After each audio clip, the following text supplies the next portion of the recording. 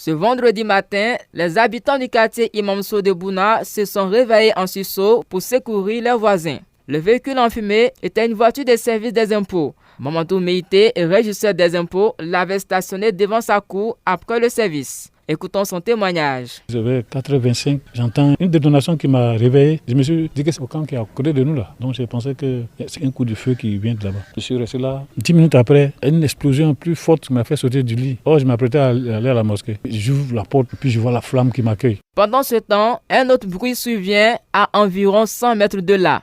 C'est un véhicule des services de la santé qui aussi avait pris feu. Monsieur Oufoué, agent à l'Institut national d'hygiène publique, l'avait également garé la veille devant sa cour pour une mission prévue très tôt le lendemain. Le temps qu'on essayait d'éteindre ça, de l'autre côté, non loin de moi, il y a eu une autre explosion. C'est presque simultané. Et ce dernier, il a vu chez moi la fumée. Donc lui, il pensait que c'était un gaz qui avait explosé. Il a pris un seau d'eau, il est sorti de chez lui et il voit que lui, c'est sa voiture maintenant qui explose. Donc du coup, il n'est plus venu me sauver. Donc c'est lui-même qui cherche à éteindre la flamme de sa voiture. La voiture des services des impôts n'avait aucune défaillance technique qui pourrait conduire à un incendie, selon les explications de M. Meïté. C'est un véhicule, ça ne vaut pas 2 ans, c'est nouveau. Si ce n'est pas la crevaison du pneu là qui m'a fait garder ça, quand on réfléchit, on pense même que c'est un sabotage. Généralement, les gens pensent que, comme les gens n'aiment pas payer les impôts, mais moi, je n'ai pas fait de recoupement forcé. Ça fait 10 ans ici aux impôts aussi, je n'ai pas fait de parler avec les gens, je n'ai pas de problème avec quelqu'un. À l'été, les sapeurs-pompiers se sont rendus sur les lieux pour limiter les dégâts.